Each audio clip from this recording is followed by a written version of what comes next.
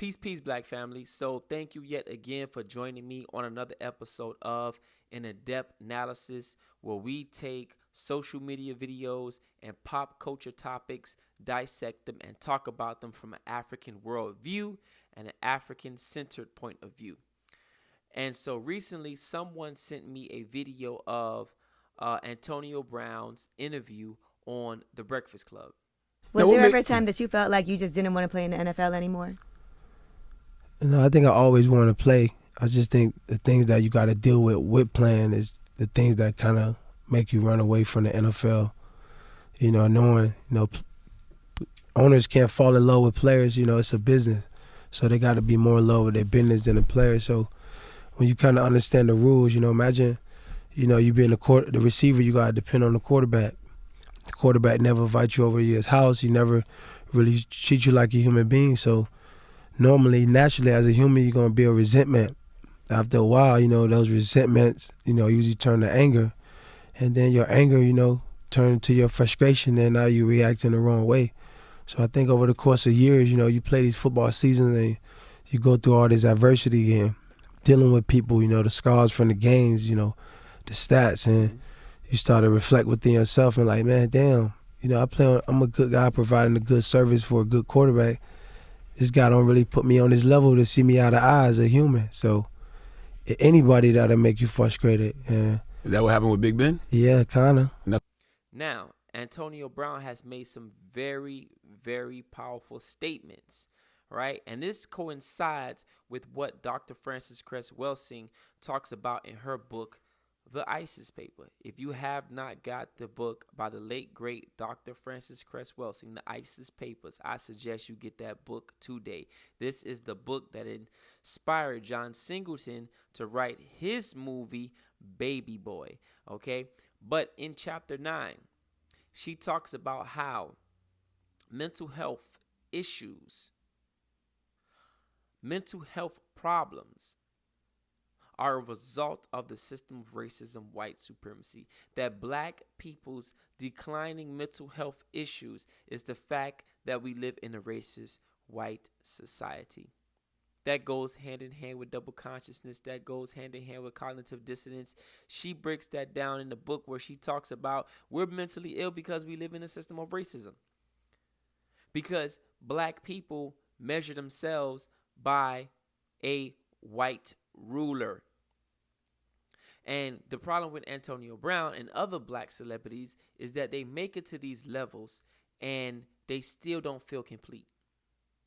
They make it to this level of financial prosperity, but they still don't feel complete. So they go and marry the oppressor, thinking that will complete them. They go and have these biracial children, thinking that will complete them, but it only takes them further and further down the rabbit hole of insanity. And this is what Dr. Frances Cress Welsing talks about in her book. How our number one cause of mental health issues is racism, is being around white people. The fact that what it means to be human in society is to be white. What it means to be fair, what it means to be honest is to be white. And so you have these Black celebrities, no matter how much money they have, who never feel adequate enough. And this is true. And this is a prime example of what Antonio Brown and other Black celebrities are facing. The fact that they never feel whole, even though they have made it to a level of success where everyone knows their name. You have had celebrities like Oprah Winfrey, who says that she wished she was a white girl. Did you ever wish you were white? Yeah, I did. You had Little Kim, who says she's always felt like, a little Hispanic person inside. I'm a Spanish girl trapped in a Black girl's body, but I'm all mixed up girl. You had Dr. Dre, who said that, he wished he can be white.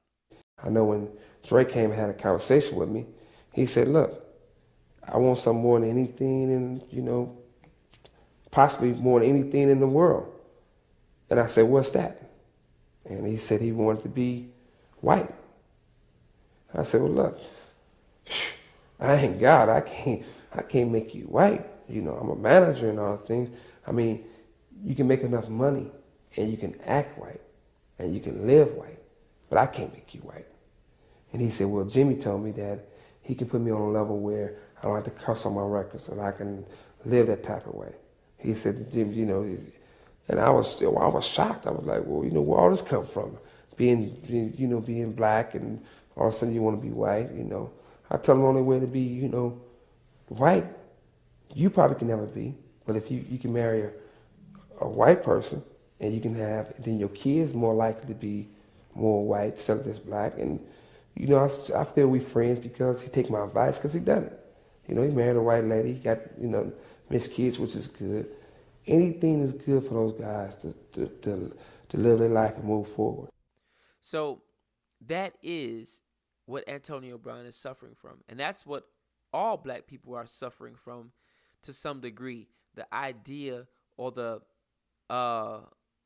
conception of wanting to be white.